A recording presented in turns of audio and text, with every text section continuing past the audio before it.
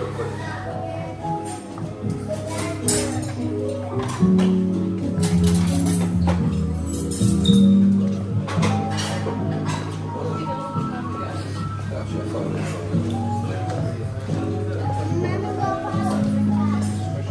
faceți, coleguților? Bună dimi la vlog!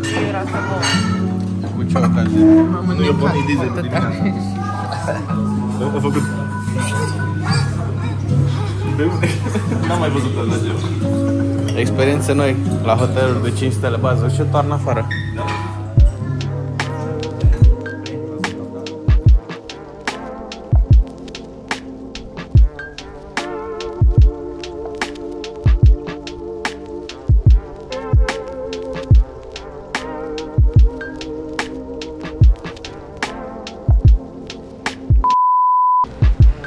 Doamne ajută! Bună ziua, oameni buni! Astăzi suntem pe drum, deci mașinile, după cum se vede, stocheam în două și îl las pe domnul Nicușor Dan să ne facă rezumatul întâmplărilor de dimineață de la service. Se poate înjura? Speak your mind. Speak my mind. Ideea este că mi-am dat seama, dacă cumva ați urât vreodată mecanicii români, dați-vă seama că ăștia de 10 ori mai răi ca a noștri. Adică își doresc să te fure mult mai tare. Ideea a fost în felul următor. Dimineață a primit Cristi mesajul că problem turbo, caput. Îl putem schimba cu 850 de euro. Ghiciți! Nu a fost problem turbo, trebuia doar izolată efectiv un fir, un cablu. Am mers la ei, ne-am țigănit cu ei o oră și până la urmă, da, a fost doar cablu. Cam asta este rezumatul rezumatului. Efectiv, când am ajuns acolo, spunea omul că turbo, că nu o problem, cablu. Și după ce au mers și ne-am uitat noi sub capotă să vedem care e problema, era deja izolat cablul. Okay. Și după ce am mers înapoi pe care e problem, au zis că trebuie să mai verifice niște conexiuni, la. Au ridicat capota și efectiv nu a făcut nimic, pipăia chestiile. Să se prefacă că mai are ceva de lucru. Și ne-o luat și 100 de euro, pe motiv că ieri s-a deranjat că a fost sărbătoare națională. Bă, măcar s-a reparat mașina, adică era reparată și n-am mai trebuit să stăm cumva, adică asta mi se pare ok. Măcar atâta, da, atât am avut de zis. Încă mai am nervi, dar o să-mi treacă. E ok, oameni buni, continuăm spre Lefkada, deci asta era ideea, continuăm spre Lefkada și trebuie să achiziționăm. Atât. Deni plătește? Da, plătește cu cardul, că nu vreau cu euro, că după aia poate și dau după aia. Bună ziua! Am făcut update-ul cu Sebi. Da, după cum se poate observa, suntem la o benzinărie, am alimentat, am făcut plinul și ne îndreptăm către Lefkada, oameni buni, direcția Lefkada la Calimera, Calispera și la piscină. Și plouă.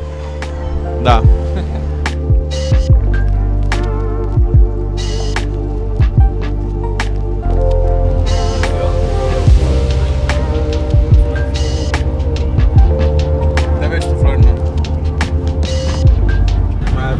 Aproximativ 8,3 km până la granița cu Griechenland. Yes, die Deutsche sagen Griechenland. Să vedem. Vremea se prezintă din ce în ce mai nasoală. Dar în Lefkada pare a fi ceva ok, uite. Athens State Border.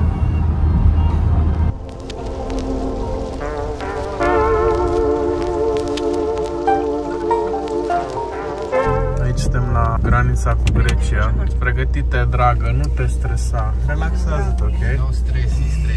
Asta din dreapta e ăla cu tirul? Da, ăla de la noi. Dar dacă nu ești la degeaba, n-a făcut nimic. Nu ești la cel mai forță Jeep ăsta. Discovery-ul noi. Discovery-ul nou. În două uși. Este cea mai impractică chestie.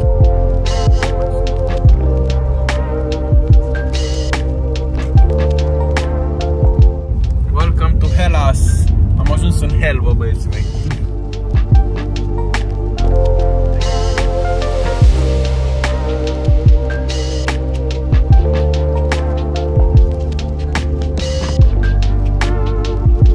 Da, all passports.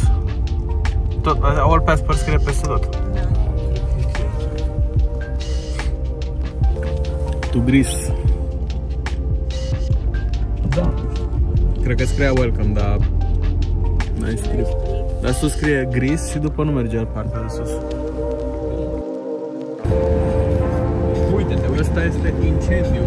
Adică mă rog, a fost incendiu. Nu cum se controla fix la 3 metri de autostradă.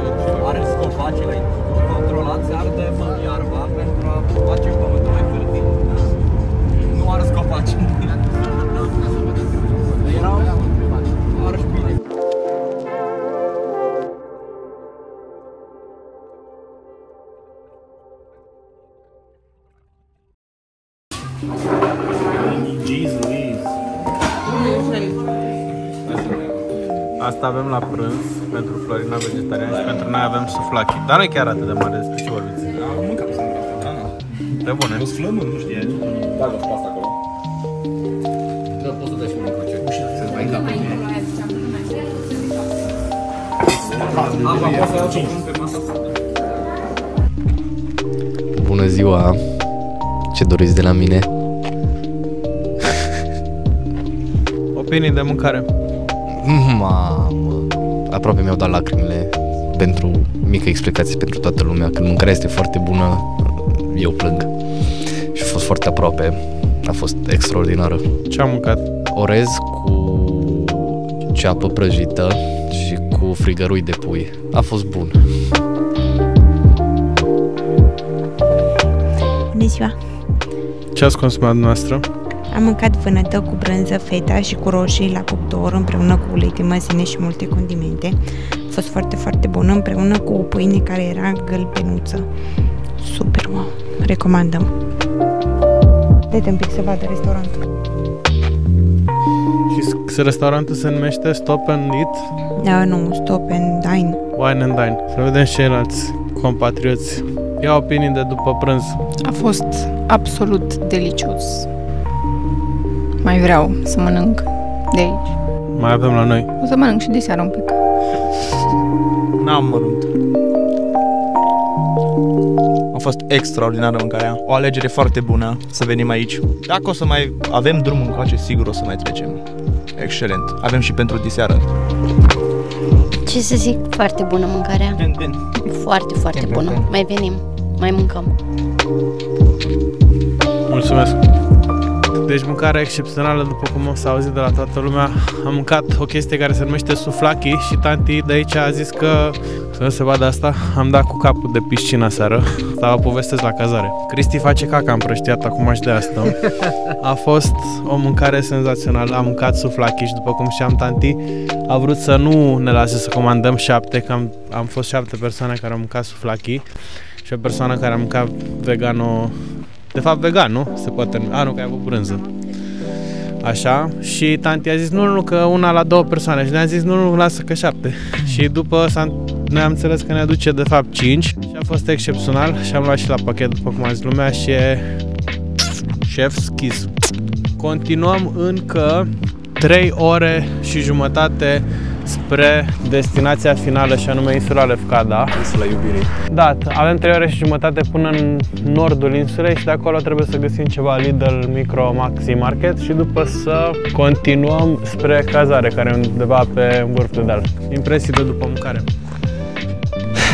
Bă, acum am venit la baia asta. Știați sau nu? Asta este întrebarea pe care o așteaptă urmăritorii acestui vlog. Nu greu, nu ușor, destul de greu. Doamnește-ne!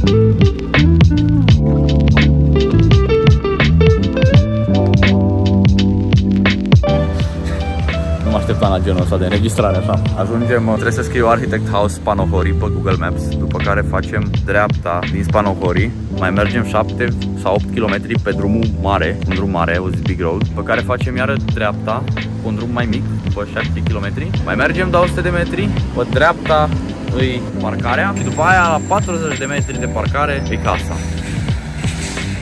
Cred că am ținut minte bine, sper.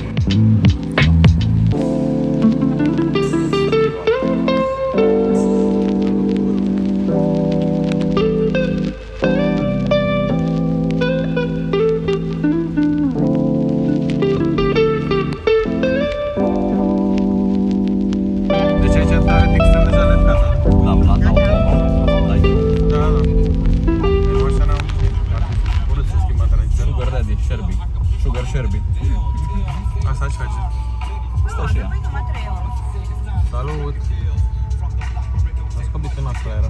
Ce-am mâncat? Te-am prins, fraierul.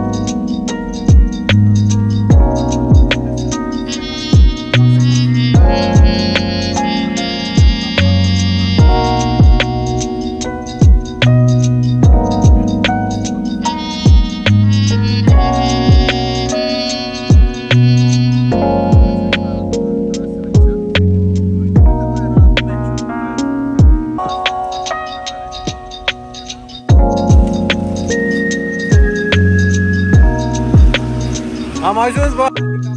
Ziceți ceva. Eu mă aură handicapatul, handicapat. Alo, alo.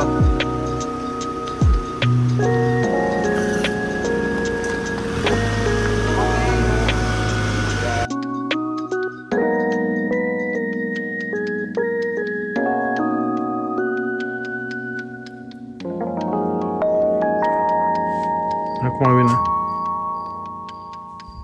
Hai să ieși, Florina. Florina! Dar repede că... Cred că... Ah! S-a dus. Ia, ai filmat și pe el? Nu. Serios? Ce faci? Ia, ce-i place.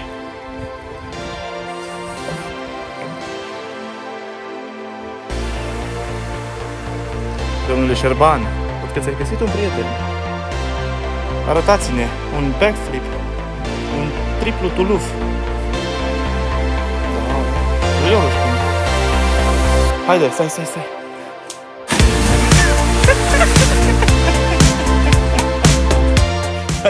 Hai scos apa din piscina. Da. Cum e, frate? Spune-ne prima impresie la această piscină extraordinară. Mai decentă, în afară joacă pe mică apa. Trebuie sunt acolo. Acolo e un 80. Nu mai merg capul și mai bă, adică e măricică. Ajungi? Pe vârful, da. Super. Cum se simte? Bă, curățărică. Uite, mai stai puțin, cred că te obișnuiești. Domnule Șerban, sunteți forță. Da, dacă aia deschide primul sertar. Nu, boss. Sertar. Ale era, du-te. Bă, ești super.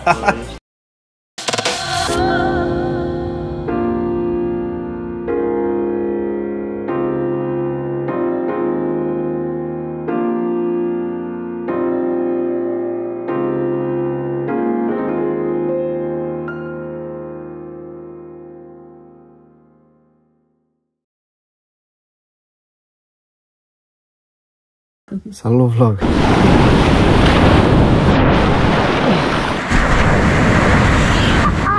Baghelis no bulanzu, eh? Mamă, fii atent, acolo ceva nu sunt.